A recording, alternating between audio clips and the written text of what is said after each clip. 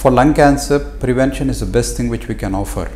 So throughout the world and India too, the commonest risk factor being smoking. So the only best way to prevent lung cancer is to stay away from smoking in whatever form, cigarette, bidi, chutta, whatsoever it is.